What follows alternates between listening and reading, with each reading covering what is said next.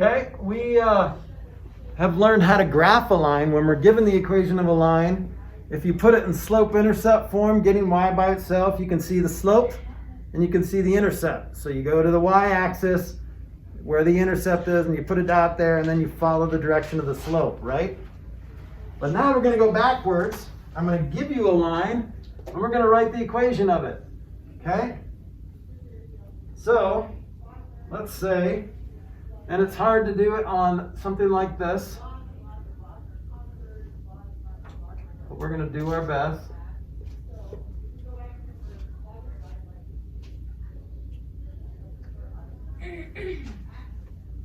We're just going to do our own thing.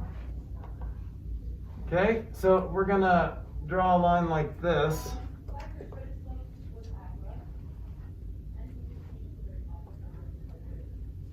And basically what I'm doing is I'm looking for two distinguishable points. First of all, what's the intercept and what's the slope? Well, what's the easier thing to find, the intercept or the slope? Intercept. What's the intercept? 5. Okay, so remember mx plus b is slope times x plus the intercept. Well, that's 5, right? Because it crosses there at 5. Everyone okay with that? No. So in slope-intercept form, the constant, not the x term, but the constant is where the line crosses the y-axis. So, do you see where it crosses the y-axis? Right? So, what are you doing on your phone? Texting my mom. Don't. Okay? So when I say, did everyone see this, and you say no and you've been on your phone, then that kind of makes sense, doesn't it? So try to stay off your phone. If there's an emergency, you can go to the office. But It's about food. that could be an That's a emergency. human need. Anything It's at a all. human need. That is an Okay, emergency. so if it's an emergency, then go to the office. Yeah. Okay, so y equals mx plus b. So what's the m stand for? What number do we have to put in front of the x? Okay, it's the slope, right? Slope measures rise over run. So if I'm going, I'm always going to go left to right, then I don't have to worry about weird negativeness.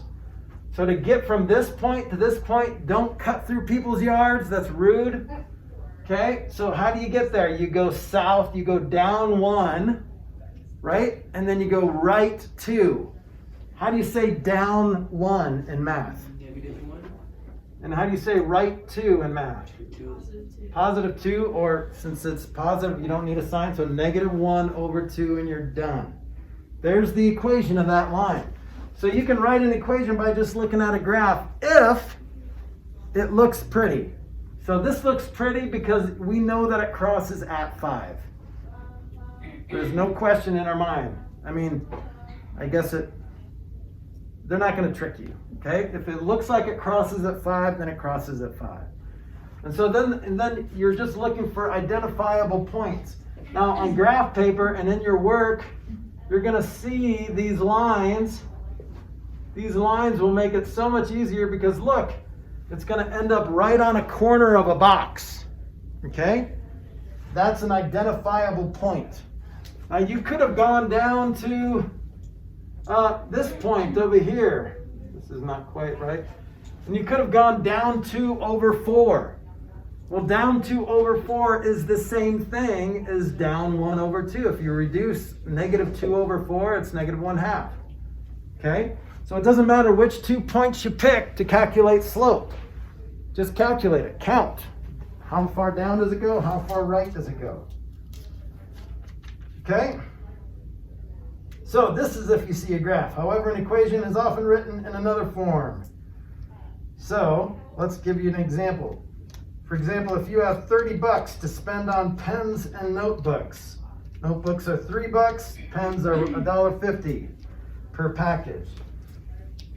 Okay, so the following equation models all the possibilities. So let x equal number of packages of pens.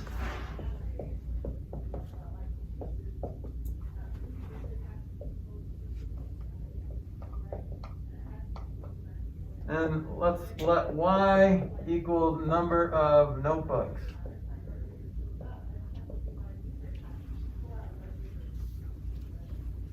Okay, and if it's, what was it, like $1, $3 for pens, or $3 for notebooks? So I would say 3y and $1.50 for package of pens, so 1.5x, and I'm spending 30 bucks. So if I wanted to calculate, okay, how many pens and notebooks can I get for 30 bucks? There's multiple possibilities, right? You don't have to get the same amount or whatever.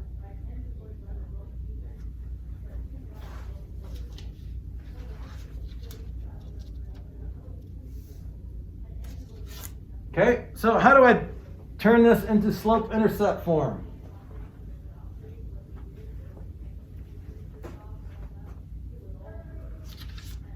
How do I put an equation into slope-intercept form? Get the y by itself. Get the y by itself, that's it, right? So get rid of 1.5x.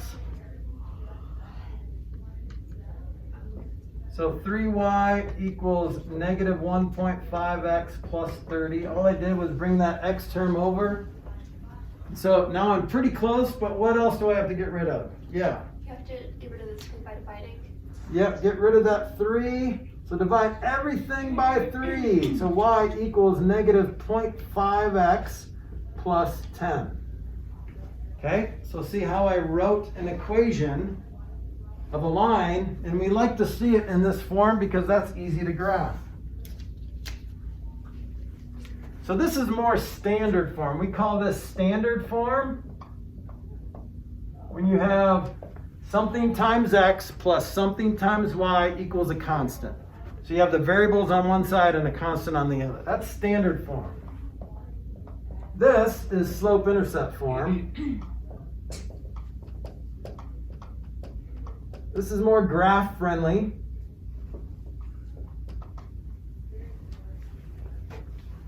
But standard form is basically a number times x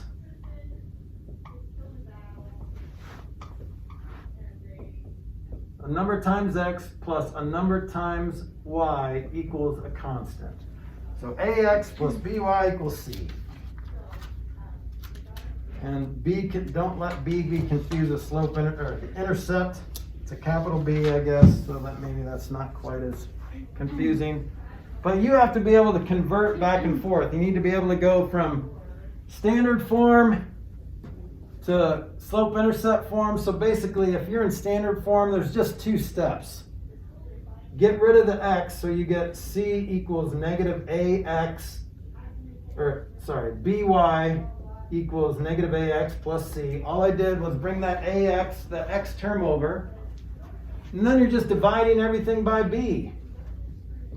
So to go from standard form to slope-intercept form,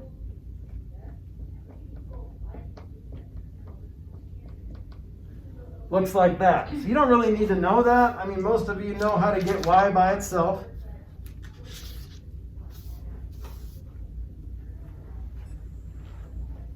So your homework is going to look like this. You're going to write an equation in standard form. So here's example 3.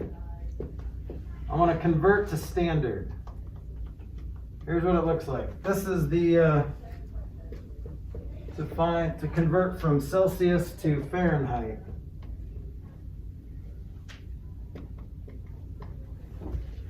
So let's put this in standard form.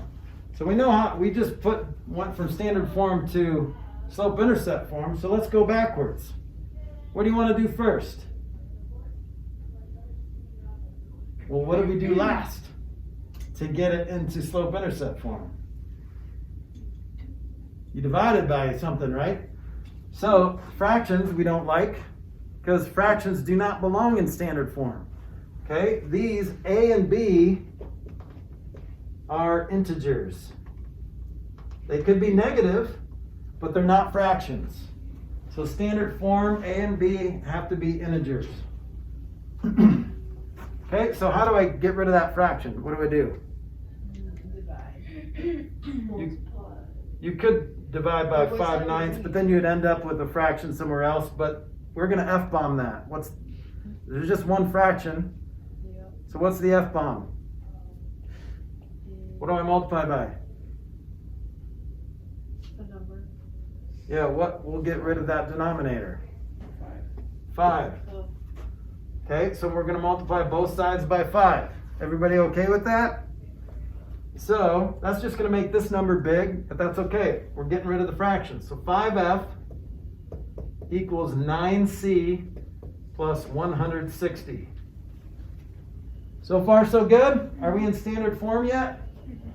No, what left do we have to do? Used to get both variables on those. Yep, so we're gonna get rid of this. We're gonna just bring this over here. So then we have 5F minus 9C equals 160. All right, so it's 2 steps to go this way, it's 2 steps to go that way. F-bomb, then then put the variables on one side. Okay? In this step, you're getting rid of one of the variable terms, and then you're dividing by the remaining variable's coefficient. Well, to go backwards, F-bomb the fraction, and if there's 2, you just have to F-bomb the common denominator, or you can do it 2. Not a fraction. What if If it's it's just like not a fraction, 2C? then it's just one step. You just bring it over. Okay? All right.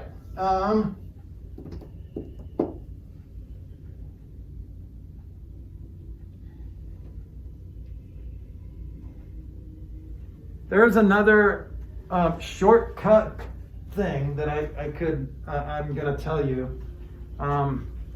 This is called the point slope formula. So if you're given a point and a slope, then you can write an equation pretty easily with that. Do you guys remember those problems where find the line that is parallel to this line that passes through this point? Do you remember doing problems like that? So you have to okay, it's parallel, so they have the same slope. So we know the slope, and it goes through this point, so we have to plug those in for x and y, and then we can figure out the y-axis, intercept, and then we can write the equation of a line. Well, now you can do it with one formula. This is called the point slope formula. Okay? This is what it looks like. Point slope formula. Use this formula when you're given a point and a slope. Or you're given a point and the line is parallel to this line. Well, that's giving you the slope. If you're given a line that's parallel to another line, they have the same slope. Point slope formula looks like this. Y minus y1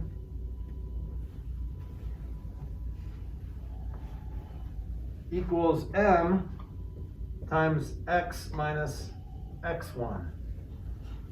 Okay, so m obviously stands for the slope, remember?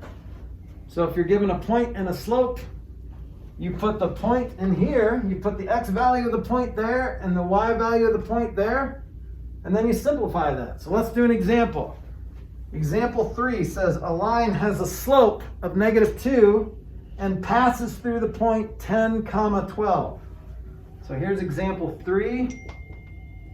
Slope equals -2, and then it passes through 10, 12. Okay, do you understand the scenario? You guys remember doing problems like this? Yeah. Okay, so now we have a nice formula that will calculate the equation for us. So here we go. We're going to plug it in. Y minus y1. What's y1? Well, just 12. That's the y value of that point. Y minus 12 equals the slope. What's the slope? -2 times x minus the x value, which is 10. So now all we have to do is simplify that. So y minus 12 equals -2x plus 20. Get rid of the 12, and we have y by itself. Y equals -2x plus 32. There it is. So all you have to do is plug it into that formula, and technically, this is the equation. But if they say to write it in slope-intercept form or standard form, you have to simplify and do your best to get there.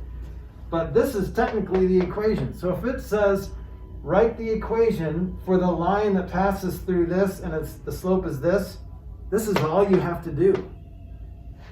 But if it says, write it in slope-intercept form, then you have to be specific. But this is technically the equation of the line. It looks messy, but that's it. Okay? So to write it in standard or slope-intercept form, you can figure it out from there. Just simplify and arrange it how it's asked you to arrange it.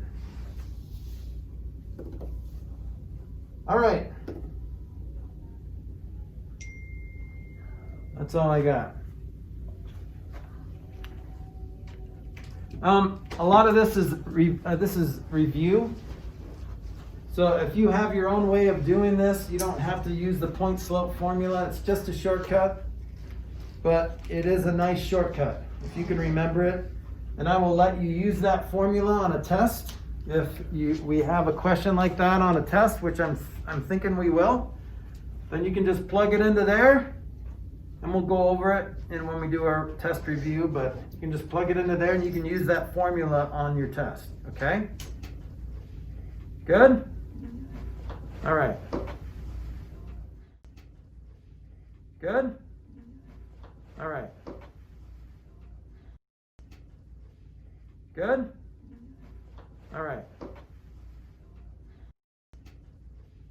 Good? All right. Good? All right. Good? All right.